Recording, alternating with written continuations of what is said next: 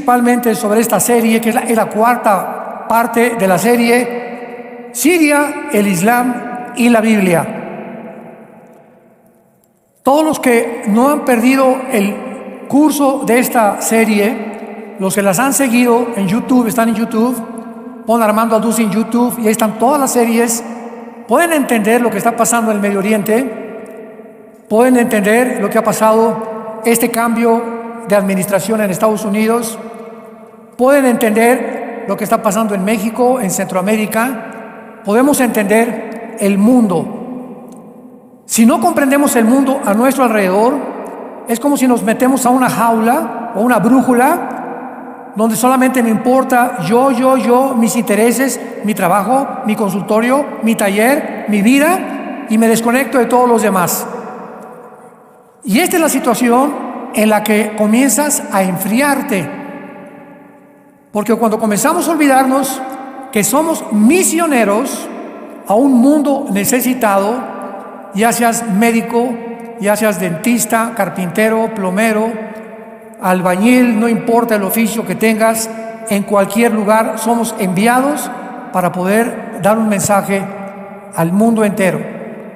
Y ese lugar donde tú vives, donde tú trabajas, es tu lugar de tu misión, donde debemos de compartir nuestro testimonio acerca de que Cristo quitó la muerte y sacó a luz la vida y la inmortalidad por medio del Evangelio. Para que recuerdes que Dios no nos ha dado un espíritu de cobardía, sino de poder, amor, dominio propio, porque hemos sido llamados con un llamamiento santo por la gracia que se manifestó en Jesucristo con su aparición, que quitó la muerte y sacó a luz la vida. Entonces tenemos que entender que por esta vida pasamos una sola vez. A unos Dios les dio 20 años de edad, a otros 10, otros mueren al nacer, a otros les dio 60 años, a otros 75. Nuestro hermano Wayne Myers, que acaba de morir, de 103 años. Es uno de los más grandes hombres de Dios que Dios levantó en México y en Latinoamérica. Un gran hombre, a 103 años murió estos pasados días, 103 años, y me mandaron su mensaje a sus 133 años y estaba lúcido, diciéndole a la gente, hablen de Cristo, no pierdas tu visión del mundo, vivimos para los demás. Qué vida más hermosa, más gloriosa y más bendecida, como el apóstol Pablo, que lleguemos, no importa la edad que lleguemos, que sepamos que toda mi vida en el pasado cumplí mi misión, porque eso es lo que venimos. Todo lo demás es secundario. Lo más importante es conocer realmente el propósito y el sentido que Dios nos ha dado a cada uno de nosotros con la vida tan corta que tenemos. Muy bien, hace algunas semanas una noticia espectacular, sensacional, sacudió al mundo. Siria cayó. ¿En qué consiste lo espectacular y lo sensacional y lo increíble que esta nación gobernada por una familia llamada Assad, Bashar, al que destituyeron, era el tercero de esta generación, o sea, el nieto? ¿Cómo es posible que pueda realmente entender la gente las repercusiones que tenía, no solamente en el Medio Oriente, sino también en Estados Unidos, en Europa, en África, en todos los continentes? Porque vivimos una época donde lo que sucede en México afecta al mundo entero. Lo que sucede en Estados Unidos afecta al mundo entero. Lo que sucede en Argentina afecta al mundo entero, para bien o para mal. Siria aparece en la Biblia, en el capítulo 2 del libro de Daniel, cuando se levanta una estatua grandísima en el sueño de Nabucodonosor, y encontramos que la cabeza de la estatua era de oro, el pecho y los brazos eran de plata de la estatua, el vientre era de bronce, las piernas de hierro. Y cuando el rey Nabucodonosor pregunta a los astrólogos, a los hechiceros, a los chamanes que le interpretaran qué significaba esta estatua, pues nadie supo. Lógico, porque Dios había dado este sueño a Nabucodonosor y Dios tenía señalada a una persona llamado Daniel, que era un judío que había formado parte del exilio, donde habían los judíos llegado a Babilonia cautivos por 70 años. Entonces el Espíritu Santo le revela a Daniel el sueño, para no ir tanto a todo el capítulo, y le dice: Daniel, la estatua representa la cabeza, Babilonia. Muy bien. Babilonia en el Antiguo Testamento es Irak, Siria y el Líbano. Todo esto, los estudiantes de la Biblia tienen que tener esto, o apúntalo en tu libreta. Entonces, cuando tú veas en el Antiguo Testamento Babilonia, es una zona geográfica que actualmente la ocupa Irak, Siria y Líbano. Entonces, esto es lo que se llamaba también como la zona entre dos ríos, o la Mesopotamia. Y le dice: la cabeza es Babilonia, el pecho de plata era el imperio medo-persa, que derrotó a los babilonios históricamente. El vientre, le dice Dios a Daniel, vendrá un tercer imperio, que de acuerdo a la historia fueron los griegos. Alejandro el Magno derrotó a los persas. La palabra persa ahora es Irán. Cuando tú veas Persia en la Biblia, en el Antiguo Testamento, es actualmente Irán, porque hasta 1935 se le cambió el nombre de Persia a la República de Irán, y en el 79 a la República Islámica de Irán. Y las piernas representan el cuarto imperio mundial. ¿Quién derrotó a los griegos? El imperio romano. Entonces, cuando nosotros vemos que esta estatua representan los imperios mundiales de los gentiles, o del pueblo que no es judío, que van a atacar tarde o temprano y al final de los tiempos a los judíos y a los cristianos, encontramos que son exactamente las naciones que van a formar parte del gobierno del anticristo.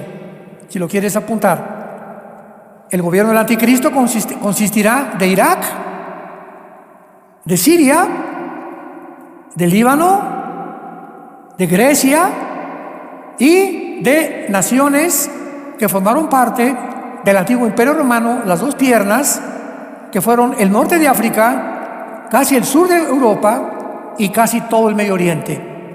Entonces, el gobierno del anticristo van a ser los 10 dedos de la estatua, que es donde una piedra en el sueño del rey viene del cielo, golpea los pies de la estatua, los pies, y la estatua se desmorona, dándonos a entender que en la segunda venida de Cristo estos imperios estarán vigentes, que no van a desaparecer en la historia.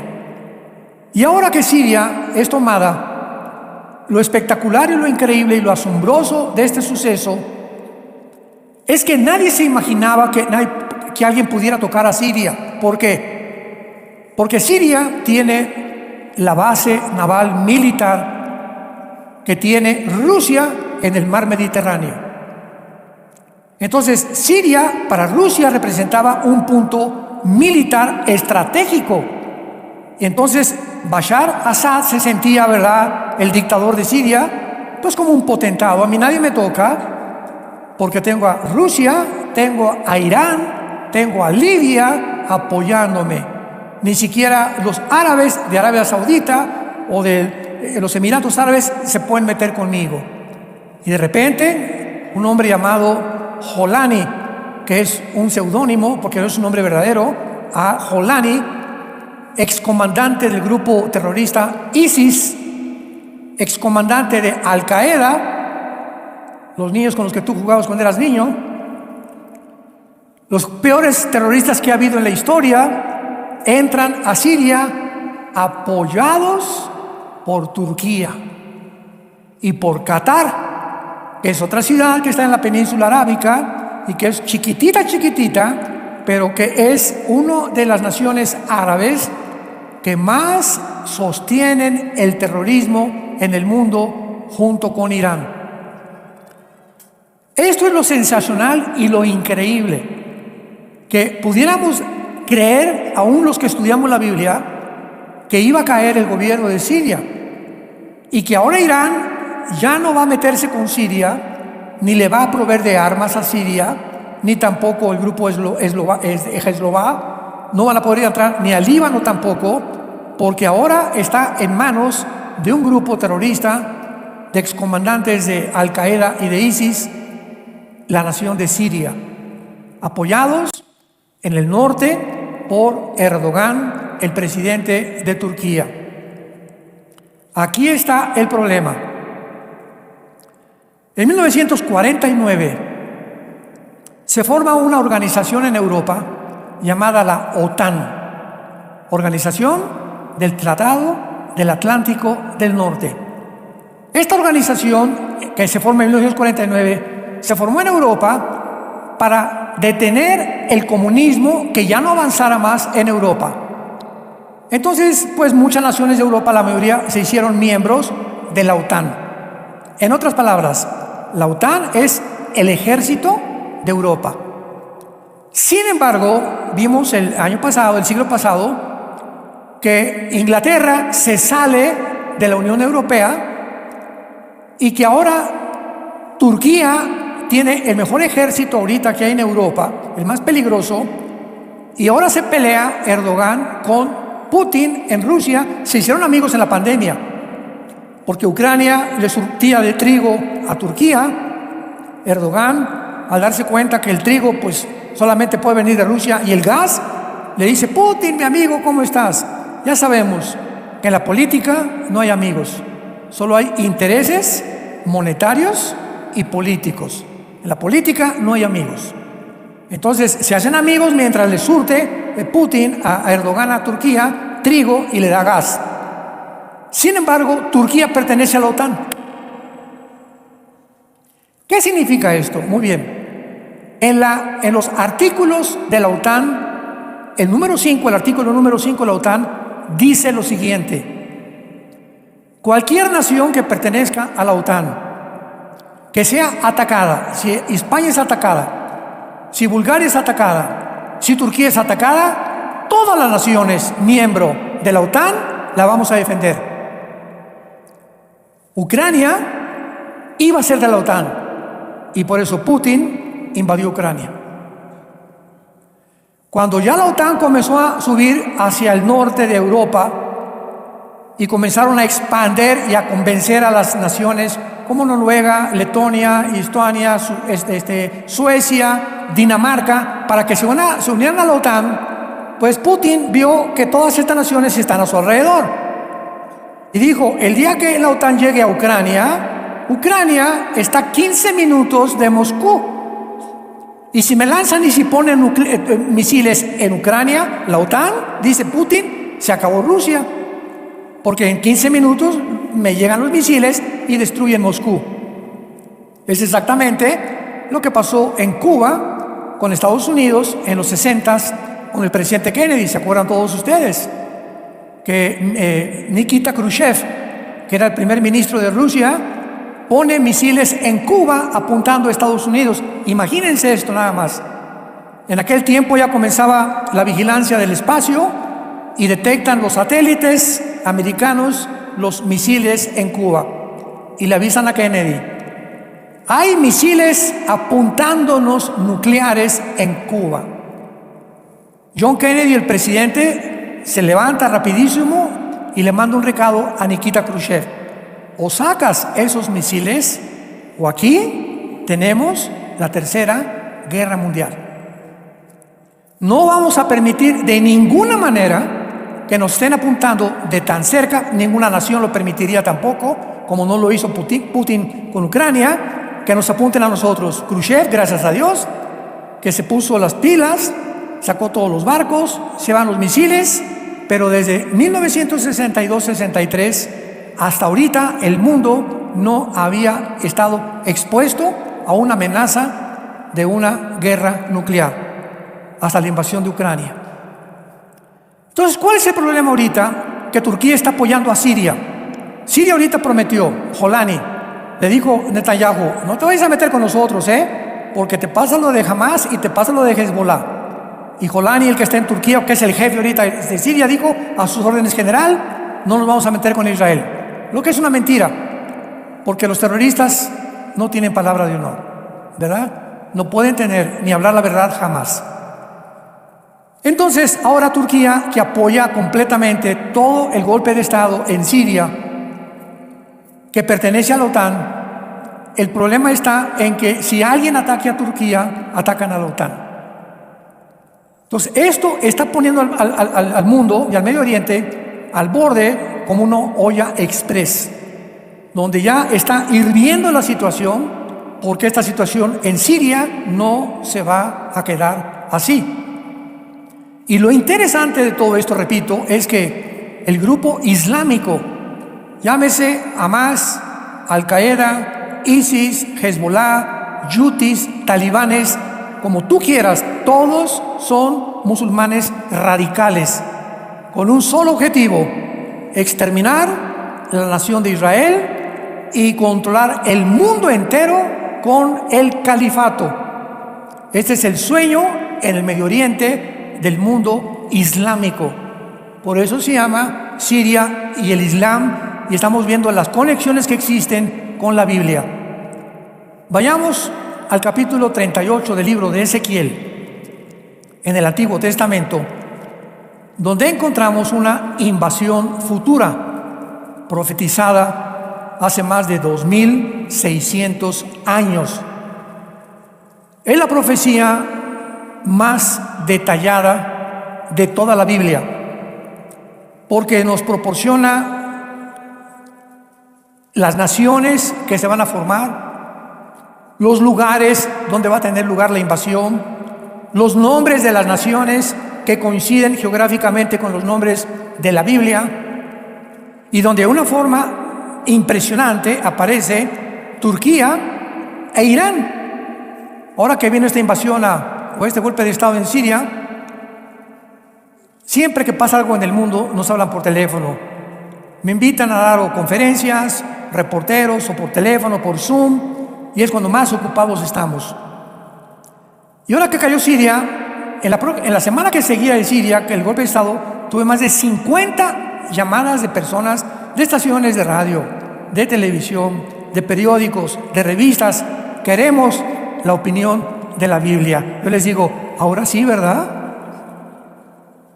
¿Por qué a nosotros? O sea, estoy hablando de estaciones, no, o sea, casi ninguna era cristiana, porque tenemos ya bastantes programas cristianos en YouTube.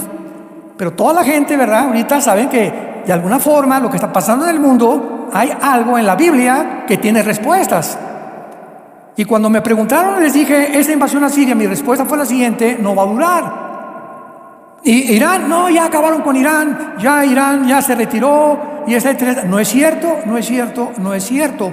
Es temporal, porque Irán aparece con el nombre de Persia en la Biblia como una de las naciones aliadas al gobierno del anticristo, en el capítulo 38 y 39 del libro de Ezequiel. Entonces, Irán va a permanecer, no le van a hacer nada. Tal vez Israel va a bombardear una o dos plantas nucleares que tiene cerca del Golfo Pérsico, como la que está casi cerca, en un lugar que se llama Elam, que aparece en Jeremías capítulo 29 y 39. Pero de ahí en fuera, Irán va a unirse con las naciones finales del gobierno del anticristo, junto con Siria, junto con Irak, junto con Libia, junto con Egipto, junto con España, Alemania, parte de la Macedonia, de Grecia y Turquía. Entonces, estamos viendo nosotros un panorama en la Biblia donde los protagonistas, ya, como dijo un gran teólogo, Dwight Pentecost, cuando vas a un estadio y los jugadores del América suben ahí, soy americanista, nada de Rayados ni Chivas conmigo, Cuando los jugadores llegan al estadio, sabemos que el partido va a comenzar. Así nosotros, dijo Dwight Pentecost, un gran teólogo, cuando nosotros veamos que los protagonistas que la Biblia describió hace más de 2500 años comienzan a emerger en los periódicos y comenzamos a ver la alianza entre los del bien y los del mal, sabemos que nos encontramos en la última generación. Sabemos que el partido va a comenzar. Y esta toma de Siria ha prendido casi la mecha para que venga un incendio mucho más grande ahora. Esto se agrava porque el presidente Trump hace 3 o 4 días acaba de decir lo siguiente: hay un problema con Gaza, donde estaban los de Hezbollah, los de Hamas y el grupo y los habitantes de Gaza que se llaman los palestinos, pero que no son palestinos, son árabes, porque no existe nunca ni ha existido un Estado palestino, no ha existido nunca nadie que se llamen palestinos. Antes existían los filisteos, lo que es Gaza, geográficamente, de ahí era el gigante Goliat, ¿se acuerdan? Goliat de Gaza. Entonces, ahora que están sacando ya a los de Hamas y los rehenes están siendo entregados, Hamas nunca va a entregar a todos los rehenes.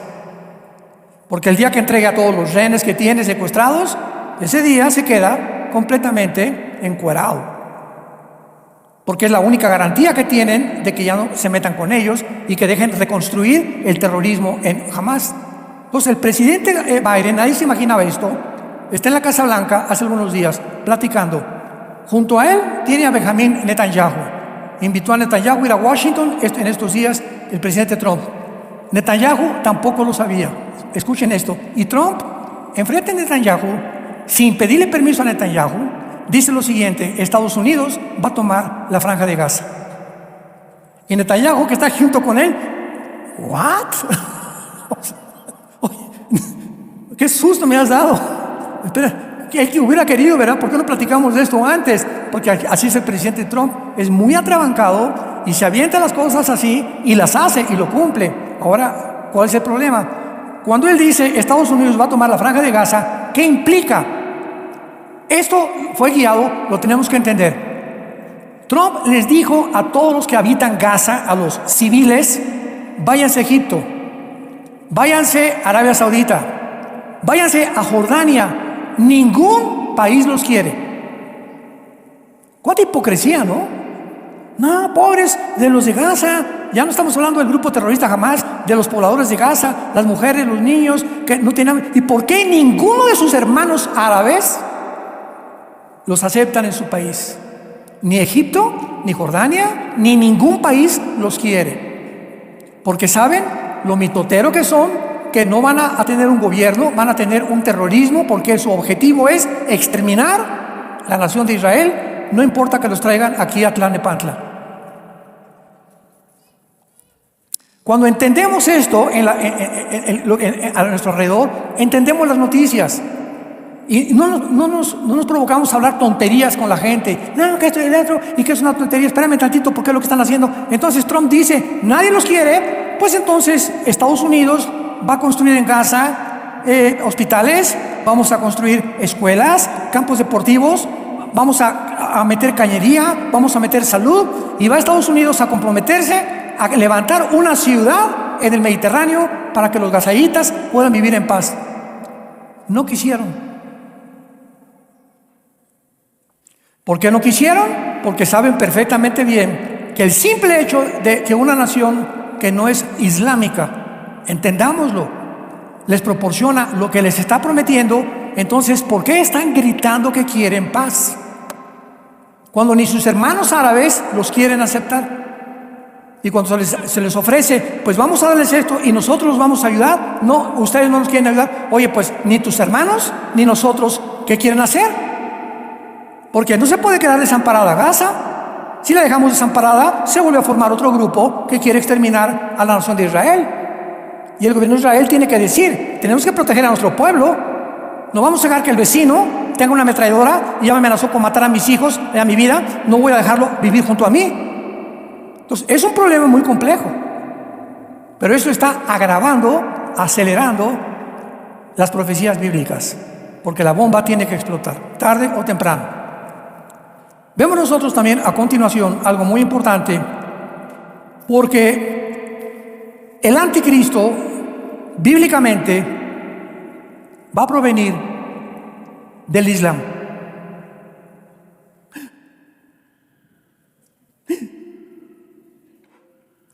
El anticristo se había considerado que iba a ser judío, que porque, bueno, yo recuerdo que hubo un tiempo en que yo creí eso también.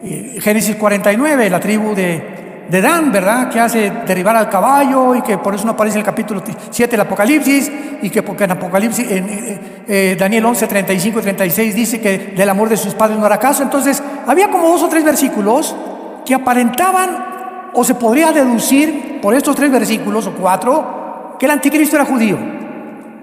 Sin embargo, mientras más nos acercamos a la segunda venida de Cristo, más se nos abre el entendimiento y vemos y decimos: esto no lo había leído yo, lo leí como 10 veces y hasta ahorita me fijo lo que quiere decir. Así es la Biblia.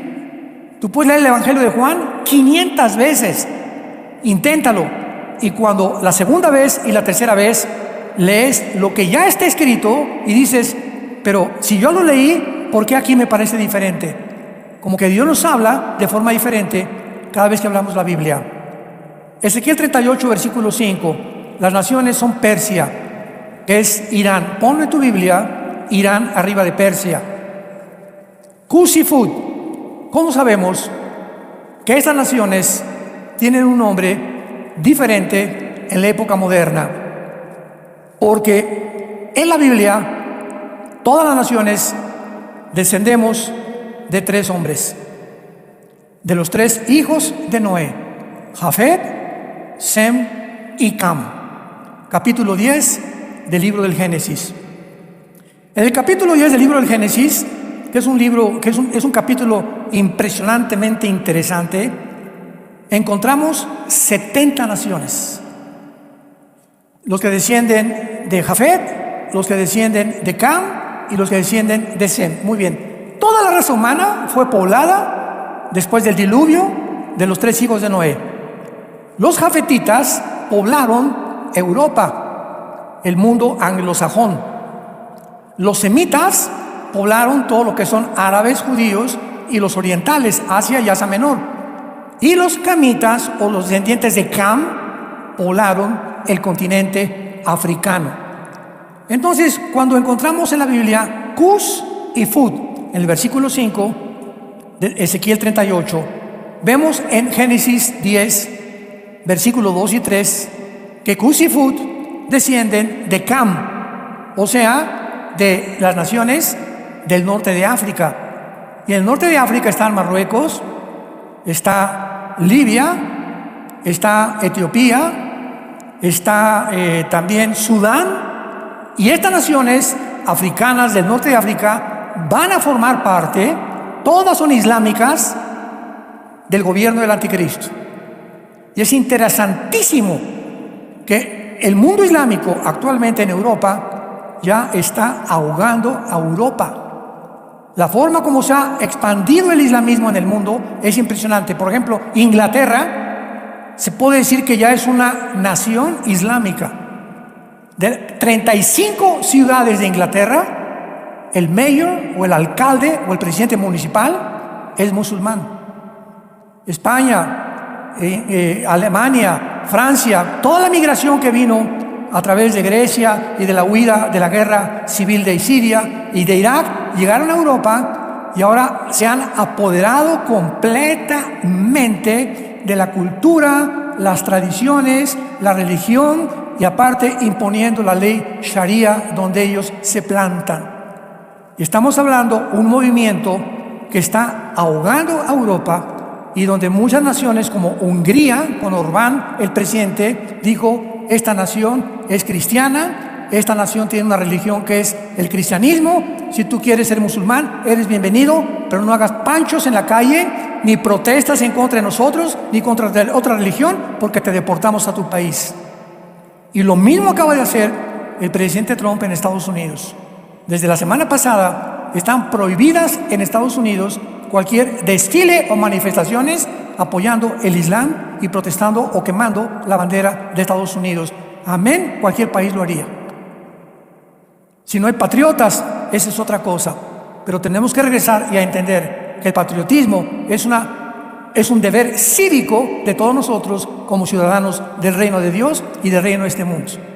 Yo no puedo permitir ver a alguien que queme la bandera de México, ¿verdad? ¿Por qué? Porque representa a mi país. Yo no formaría parte de un grupo que quemara la bandera de mi nación. Entonces, así es en todos lados. Entonces, como llegan los musulmanes a Estados Unidos y queman las banderas y desfilan, y abajo Estados Unidos, y abajo esto, oye, ¿tú por qué están viviendo aquí? Pues vete a tu país entonces, por el amor de Dios.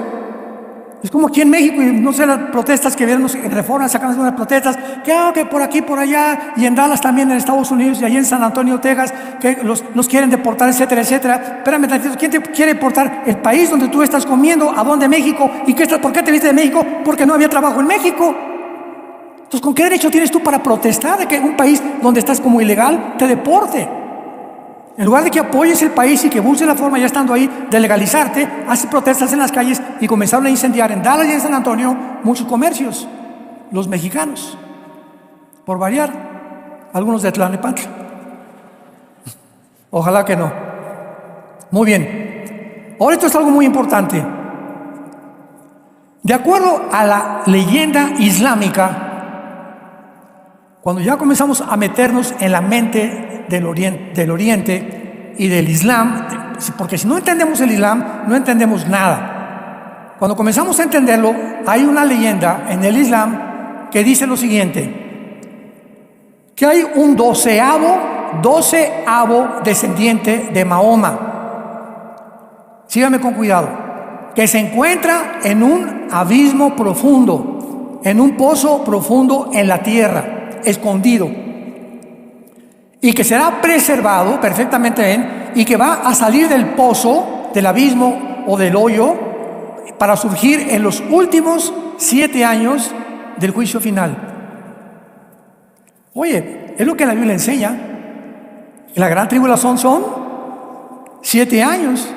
¿Hay algún parecido en esto? Ahora, muy bien. ¿Cuándo surge el Islam? Aquí está el cristianismo, primer siglo de la era cristiana. 600 años después del cristianismo surge el Islam. Entonces, ¿qué vemos nosotros? Que Satanás levanta a esta religión para poder tratar de pervertir las enseñanzas cristianas y enseñarle cosas similares a lo que enseña el cristianismo, como lo que vamos a ver. Esto es impresionante. ¿Cómo es posible que también enseñen ellos eso?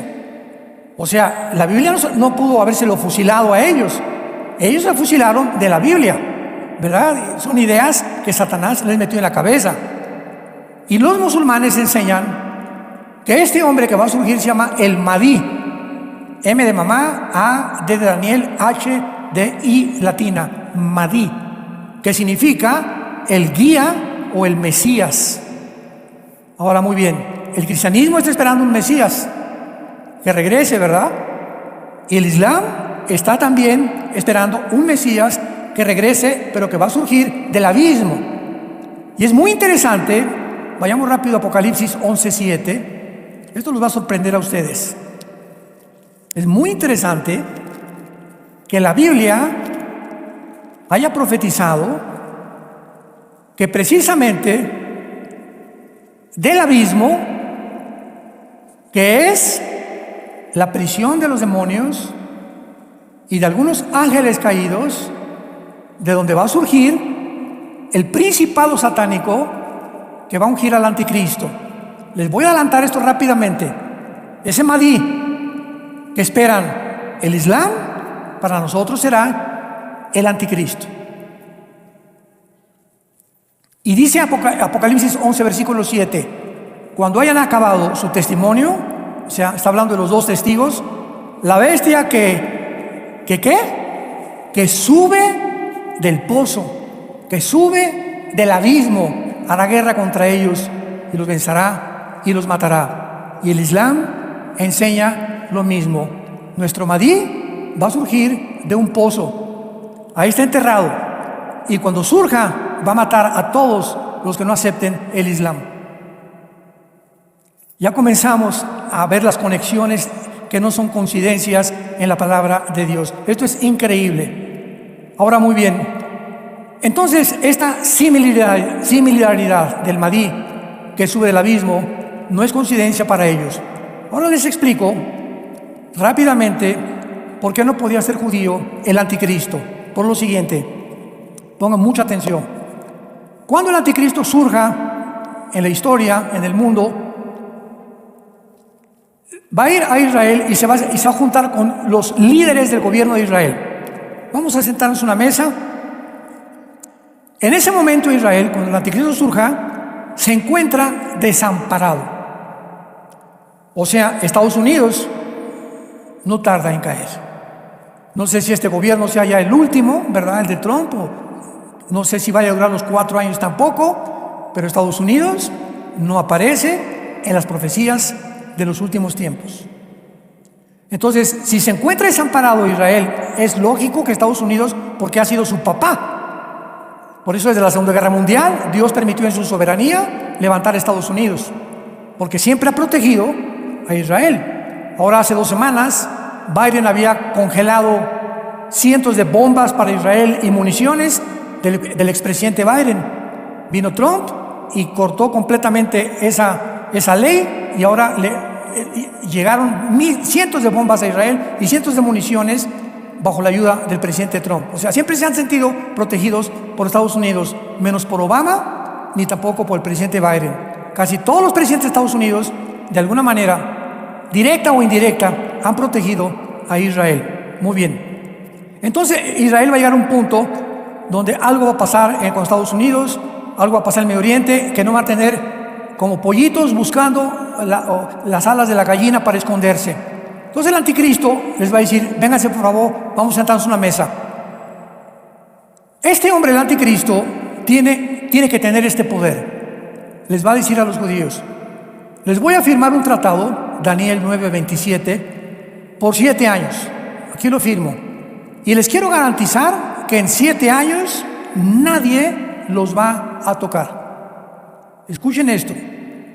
¿Qué hombre podría en el Medio Oriente garantizarles a los judíos que el Islam y los árabes no los fueran a tocar? Un judío no podría hacer, se reirían de él. Al único que en ese tiempo van a respetar es porque ellos creerán que el anticristo es su Mahdi, y lo que el Mahdi dice es su Mesías, lo tienen que obedecer, y les permitirá reconstruir su templo. Y por 3 años y medio nadie los va a tocar, porque ¿quién los está protegiendo? Un islámico radical que se llama el anticristo. Nadie más podría hacer esto más que una persona que nace del Islam, porque los árabes a nadie podrían obedecer, mucho menos a un judío. A los 3 años y medio, sabemos, el anticristo rompe el pacto y comienza la persecución final, que se llama el día del Señor o la gran tribulación. 3 años y medio, y a los 3 años y medio Jesucristo regresa antes de que destruyan a Israel, el mundo del Islam. Esto es muy importante porque así ya comenzamos a entender las piezas de la Biblia, y vemos nosotros entonces que muchas personas creyeron que el anticristo vendría de Europa, porque el antiguo imperio romano era europeo. Pero espérame, también ocupó el norte de África y también ocupó el Medio Oriente, el imperio romano.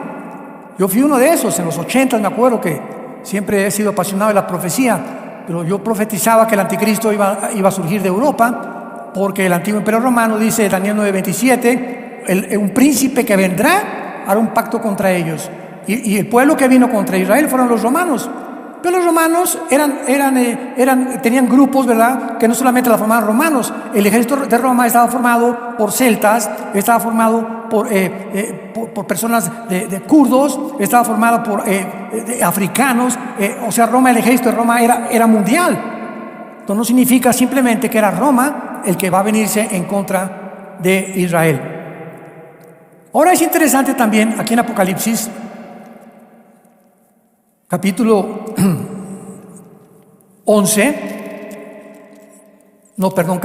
capítulo 9 de Apocalipsis, regresando a lo del pozo del abismo, para tener más piezas unidas a lo que estamos enseñando, que también la Biblia nos enseña que en el abismo se encuentra un ángel caído. Ya saben qué es el abismo, ¿verdad? Es una prisión que está debajo del mundo, debajo del mar. Por eso cuando el anticristo, cuando la Biblia retrata a estos monstruos o bestias que son príncipes satánicos, siempre los ve saliendo del mar. Algo pasó en el mar o en el centro del mar, debajo del mar, que se encuentran las prisiones de los demonios y también de los príncipes caídos. Y esto es interesante porque en la Nueva Jerusalén ya no va a haber mar. Qué lástima para los pescadores. Pero el mar es un símbolo en la Biblia del mal. Y por eso es tan importante ver que hay monstruos desconocidos aún dentro del mar y lugares en el mar que ni siquiera el hombre ha podido penetrar. Entonces dice Daniel 9, versículo 11. De Apocalipsis 9:11. Y tienen por rey al ángel del abismo, cuyo nombre es en hebreo Abadón y en griego Apolión, que significa el destructor. Qué interesante, ¿verdad? Que este ángel del rey del abismo será soltado del pozo que hablan los musulmanes, del hoyo donde está enterrado el 12º imán, sin ellos saber que el abismo es una prisión de los demonios y que podría ser la entidad espiritual que posea al anticristo. Y lo corroboramos en Apocalipsis 17. Ojalá que no se empachen.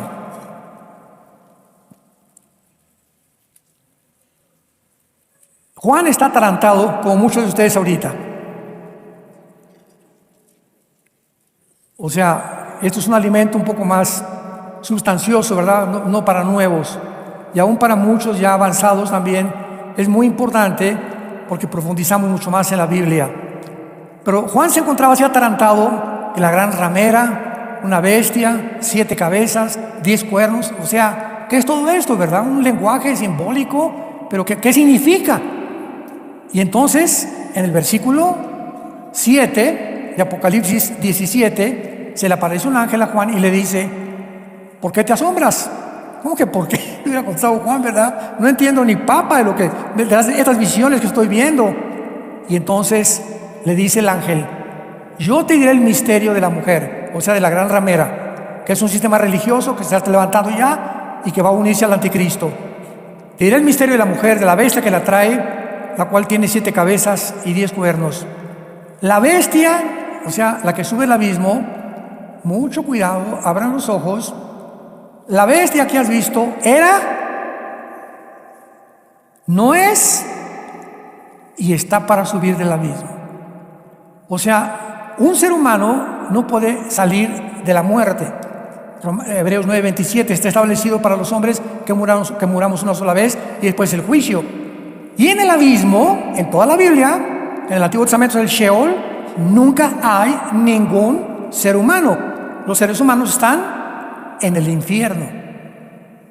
Porque ahora el cielo ya, desde Cristo que resucitó, un cristiano que se muere, desde Cristo, nos vamos inmediatamente a la presencia de Dios. Antes de Cristo estaba dividido el Sheol entre el infierno y el paraíso. Vino Cristo en los 3 días que Él estuvo muerto, bajó en espíritu, 1 Pedro 3, se llevó a todos los que estaban en el paraíso con Él, y desde Cristo a nuestros días, el que muere en Cristo, ausentes del cuerpo, presentes en el Señor. Y se cayó el infierno, pero el abismo es el lugar de los demonios y de los ángeles caídos, junto con el Tartarus y el Abadón. Entonces, esta entidad espiritual que va a ser un principado de Satanás, que va a entrar al anticristo cuando él venga y nazca aquí en el mundo, es el que le va a proporcionar al anticristo todos los poderes de sabiduría, de inteligencia, de milagros que va a hacer llover fuego del cielo, va a hacer cosas espectaculares que la humanidad va a decir: wow, pero ¿qué es esto? Este hombre tiene que ser realmente o un extraterrestre o tiene que ser alguien que puede impartirnos el reino que hemos soñado. Desgraciadamente será una humanidad completamente engañada por la mentira que antes de que el anticristo aparezca, tú no quisiste aceptar el amor de la verdad para ser libre. Por eso el mensaje actualmente es: arrepiéntete antes que se venga lo que se viene sobre el mundo como tú no te lo imaginas. Y los moradores de la tierra, aquellos cuyos nombres no están escritos desde la fundación del mundo en el libro de la vida, se asombrarán viendo la bestia que era y que no es. Nosotros ya no estaremos aquí. Adiós. Yo me voy, no sé tú, pero yo me voy. Ya nos está esperando el Señor Jesucristo para establecer su reino aquí, donde no habrá muerte, enfermedades, lloro, donde podremos regresar a la agricultura, regresará el huerto del Edén al mundo entero. Para todos aquellos que aman su nombre y que han aceptado su sacrificio en la cruz.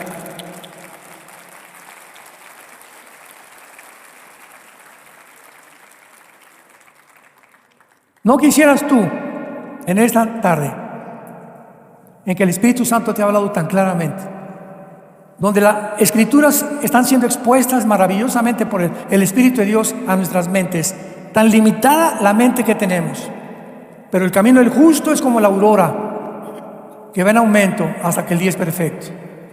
Tú no puedes seguir entendiendo lo que entendías hace 5 años si eras cristiano. Si han pasado 5 años en tu vida cristiana, o 10, y el entendimiento lo tienes igual, hermano, hermana, ¿no has crecido una pulgada? ¿Sigues en primaria? ¿No le has dedicado tiempo a la palabra, a la oración, a los estudios bíblicos, a los Zooms que tenemos de discipulado? Y por eso llega el momento en el que comienza el sacudimiento que está sucediendo en el mundo y te quedas aquí, ontoy, pues claro que no sabes ni siquiera cómo te llamas ya. Ya no sabes qué es bueno ni qué es malo. A lo malo le llamas bueno, a lo bueno le llamas malo.